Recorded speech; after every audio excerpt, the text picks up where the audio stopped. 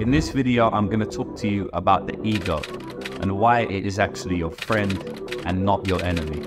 I'm also going to tell you exactly how you can use your ego to be beneficial in your life as opposed to a negative. I see way too many spiritual gurus these days talk about ego in a negative, and almost every single piece of content, book, video, podcast, whatever it is that I've ever come across about the ego, it's been told in a misunderstood and shallow way. First, I'm going to tell you about the ego from a spiritual point of view, and then I'm going to tell you about the ego from a modern practicality point of view. So let's talk about the spiritual side. Every spiritual guru I've ever heard speak about the ego says it's a negative thing, it's going to impact you negatively in life, and almost to try and completely destroy it. This is some of the worst advice I've ever heard in my entire life. You get these spiritual hippies that spout this nonsense, and they have such a shallow understanding of what the ego actually is. It's embarrassing. I'm going to tell you exactly how the ego is beneficial and necessary from a spiritual point of view. So even these spiritual gurus won't be able to say anything. And then we're going to get out to the practicality side. So in the spiritual sense, the ego is extremely necessary. What the ego is, plain and simple, is self-differentiation. It enables you to differentiate yourself from the outside world. It enables you to differentiate yourself from your mother, your father, your friend who lives across the road, your friends at school, whatever it is. So ego doesn't start developing until the ages of 2-3 years old.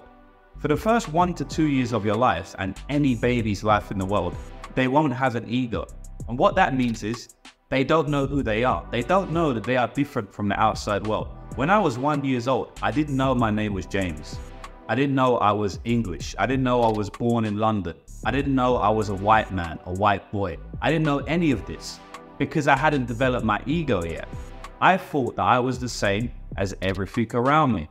And this is the same for you and the same for everybody else in the world too. When you're 1 year old and you go out to the park and you play and you touch grass, you don't know that that grass is any different from you. You haven't developed the mental capability to understand that yet because you haven't developed an ego. If you can't differentiate yourself from the outside world because you don't have an ego, then you're not capable of loving anything else. The way you love somebody, let's say your mother, is because you know that she is different from you. She's another person, but she took care of you, who is another person. So if you have no ego, you're not even capable of loving your own mother. So in the spiritual sense, you have to have an ego to love anything. So if we believe that love is the most powerful force in nature, we also have to understand that if you don't have an ego, you're not capable of love. So any spiritual guru who speaks down about ego or negatively about ego is basically speaking negatively about love and our ability to love anything other than ourselves. So you can see how even on the spiritual side, which is not where the ego is most beneficial, even on the spiritual side, ego is extremely necessary. It's not just a benefit, it's necessary. Now I'm going to speak about the ego in a way that you can use it in your own life. I'm going to speak about it from a modern, practical way. The ego is going to help you achieve your wildest dreams. The ego is going to make you be the best man you can ever be. The ego is going to make you or help you make millions of dollars. It's going to help you attract the best partner in your life. It's going to help you be a better person to those around you. And it's going to help you become content with your own life. An easy example I can use is an athlete. We'll speak about an MMA fight, because if you're a fighter, boxer, MMA, whatever it is, you have to have a massive ego. If you don't have a big ego, you're not going to achieve what you could achieve with an ego. You have to believe you're better than your opponent going into the cage. If you don't believe that, most likely you're going to lose. Yes, you can point to a few examples where the guy got a lucky knockout even though he thought he was going to lose or something like that. But for the most part, when we're speaking in general, and we should because we have to make a general point, having an ego, even sometimes delusional ego, is going to help you 100 times more than being meek, shy, and having no ego would. When fighters have done the impossible, when all chips are down, they've stepped up in weight, or they've taken on someone who is supposed to beat them, but they've got the win in the end. 9 times out of 10 is because they had a massive ego and they had self-belief. Ego is going to create that self-belief. As long as you work hard to achieve what you want to achieve, accompanied by your ego. If you just have a massive ego for absolutely no reason and don't work hard to try to achieve that ego, then it's not going to benefit you. I understand that, right? So there is some truth to people saying that ego is not good for you, but they're completely misunderstanding the entire point of ego, and they're looking at it from a very shallow perspective. Yes, ego is useless and actually detrimental if you have an ego for no reason and you haven't done anything in life but you still have an ego, or you're not trying to do anything in life and you still have an ego. If you're just a lazy fat motherfucker sitting on a couch and you have a massive ego thinking you're the dog's bollocks, you're the best person in the world, then yeah, okay, ego's going to be detrimental for you because you're delusional and you're never going to achieve anything in life because who you believe you are doesn't match with your actions. But that's a small percentage of the population. For the most part, for the massive majority, an ego is going to be extremely beneficial. We don't even have to speak about athletes or MMA fighters or anybody like that. We can speak about anybody in the world. Let's just take me for an example. I am a professional gambler. That's what's made me my money. That's what's made me the bulk of my money in my life. And I have a massive ego as a professional gambler. I think I'm the best in the world, and I think I have the most talent of any gambler in the world, especially in the sport that I gamble in, which is MMA. Now, what this does for me is works in my favor. The reason is because I'm staying up later than everybody else in the world just so I can do my studying for the upcoming events on the weekend because I believe I'm the best. So my results have to follow.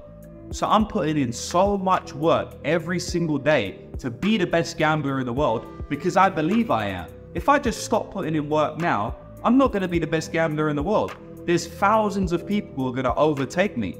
But because my ego is so high, I ain't going to let them motherfuckers overtake me. So I'm going to continue to put work in day by day by day. And I ain't going to stop because of my ego.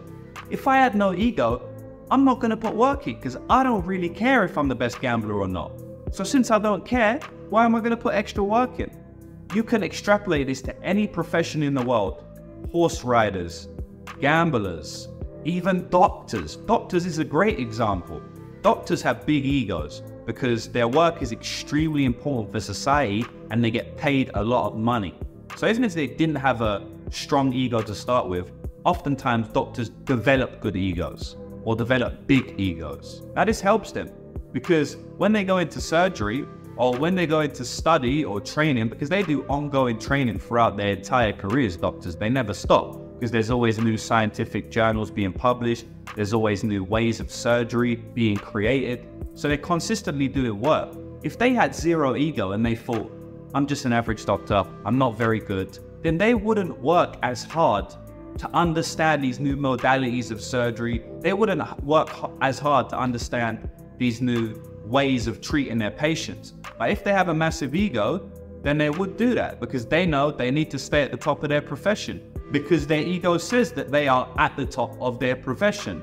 Trust me, ego is your friend. It is gonna help you throughout your entire life. At the end of the day, man, you're by yourself in this life.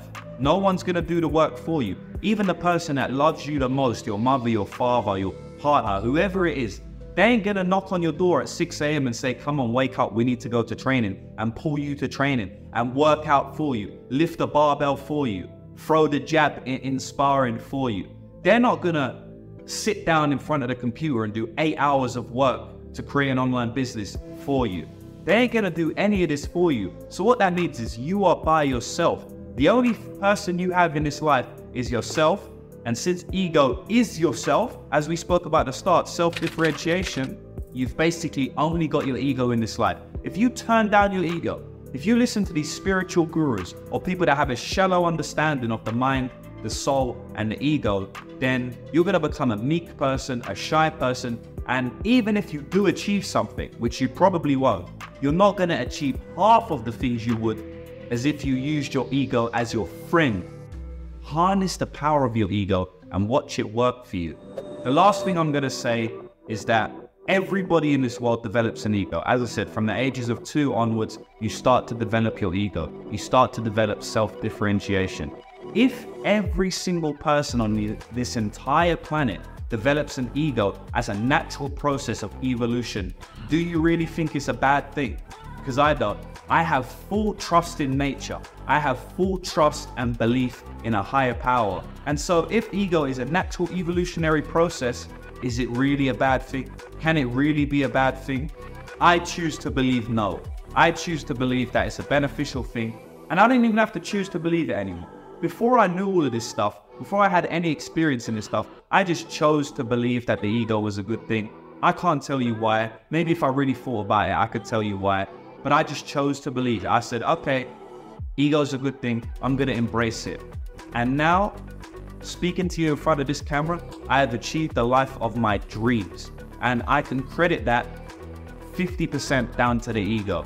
Ego has helped me tremendously, and it will help you too if you treat it correctly. Done.